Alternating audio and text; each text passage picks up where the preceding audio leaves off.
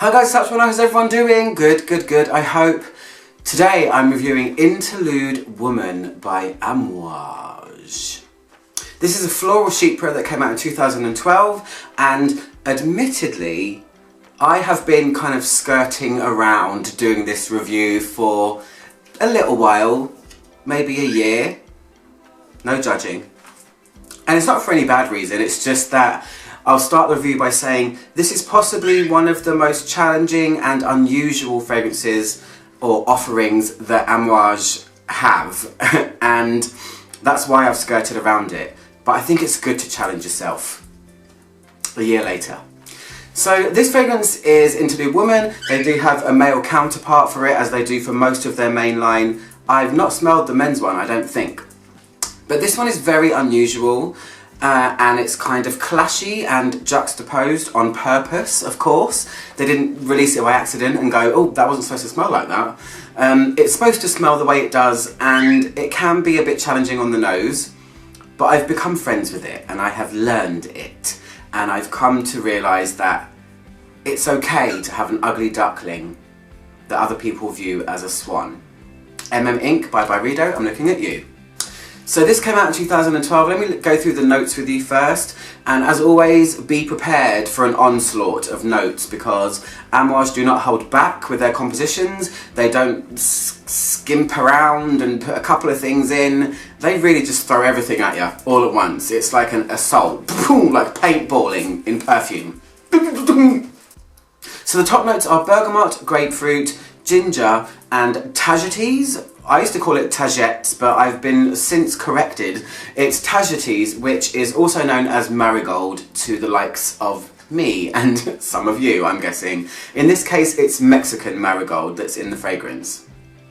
The heart notes are frankincense, rose absolute, orange blossom, helichrysum. Let's give it up for helichrysum.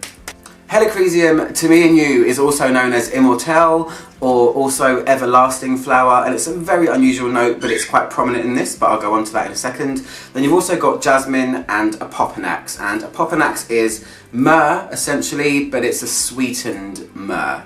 So there's a resinous thing in here as well. The base notes are vanilla, benzoin, oud, oak moss, leather, tonka, musk, and just to bring it on home, an animalic nuance as well. Where do we begin? So just while I'm doing this, like I said, I have sprayed this on a few times, but I also do have a sample that I've kind of been reminding myself about it. And the first couple of times I smelled it, I was kind of taken aback. I really like Amouage's bold style. This is probably the most unconventional one, like I said. So when you first smell this, it is, as usual, a lot of stuff going on, but the main thing that sticks out here is immortelle, or everlasting flower, or helichrysum, which is, I'm guessing, the botanical name for immortelle.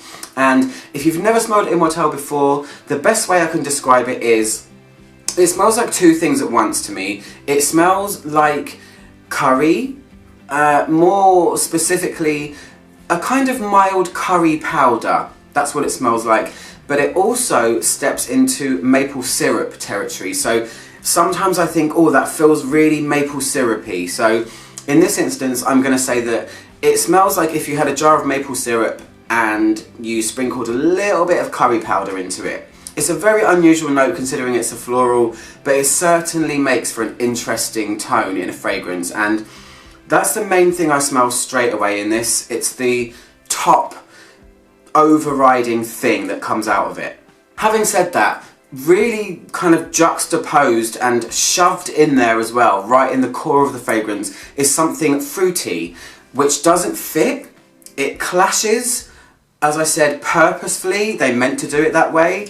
It's meant to be, I think, quite a challenging fragrance, and they describe it as, it's called interlude because they say that amongst chaos, this interlude, there's an interlude of unity. I'm going to flip that and say, amongst chaos, this fragrance brings more chaos, basically. So this fruity thing in the heart of it is kind of nondescript to me. On Fragrantica it's listed as kiwi. I don't really know what it is. It's really, really a tough one, that one. It definitely smells fruity in the core with this kind of curry maple syrup thing over the top of it. And I wouldn't say it's kiwi, but it's a smooth fruit that isn't a citrus at all. And it's nothing as tropical as like a mango or a pineapple or anything like that. But it definitely just has, for me, a nondescript, fruity nuance right in the heart of it. By the way, Bo's here. Had you noticed? So that's where it starts off. That's what leads the fragrance. And as it dries, as always with Amouage, more things start to get revealed, and it just kind of twists and turns all the way through the wear length. So what starts to come out eventually is other facets, mainly an incensey type facet. You have myrrh in here, you've got kind of, it's frankincense. Frankincense is obviously not incense, it's the resinous side of things before it gets smoked. So you have this resinous, incensey leather thing that starts to reveal itself, and it's kind of so, not otherworldly, but it's so different that it doesn't fit into unisex, masculine or feminine. It's just something else entirely. So this is the challenging one from Amouage, I think. And one thing to note about this is, for me personally, there is no floral element at all. I know it's a chypre, but there are so many other things that overtake that don't allow the flowers to come out. It's really, I know Immortelle is a flower, but it's not in a traditionally floral way. This fragrance doesn't have that at all. There's too many, it's too busy, there's too many other things going on. So you start to reach this leather, incensey, resinous stage in this fragrance with this strange Immortelle curry maple syrup thing and a fruit. So it's 1, 2, 3, all different things grabbing at your nose's attention, and it's challenging and interesting, and one of the most fun fragrances I've had picking apart, because it is that bizarre and weird and cool.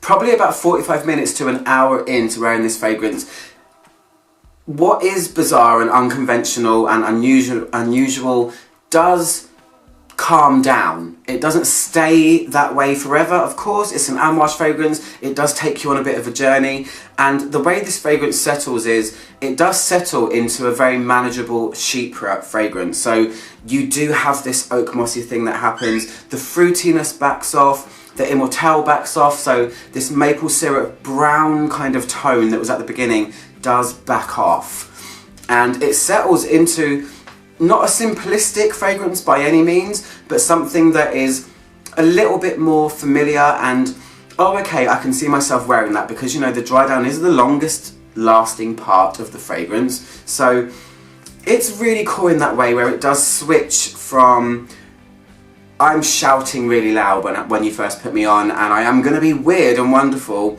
to something that's like, okay cool, I can deal with you personally.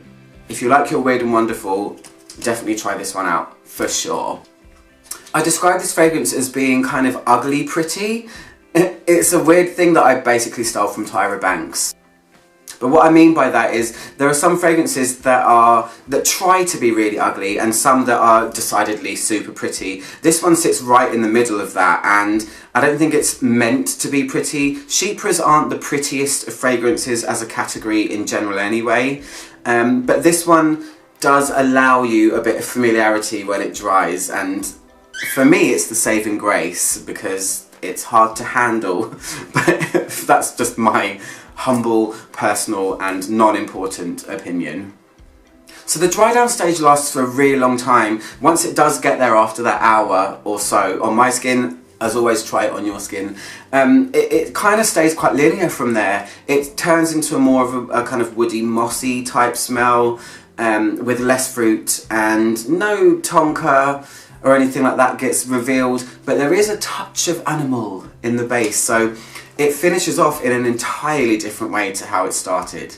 And that's pretty much all I can say about it. It's one of those kind of conundrums you're going to have to try out for yourself. Anyway, if you guys want to get this fragrance, head on over to natino.co.uk or .com, they sell it there. I'll post direct links below, as well as they're having a Valentine's Day promotion thing on loads of stuff, so I'll post an extra link for that if for you guys to go and look at if you care to do so. And Amouage from Mono, click my logo down there to subscribe, and I'll see you guys very soon for another review. Goodbye.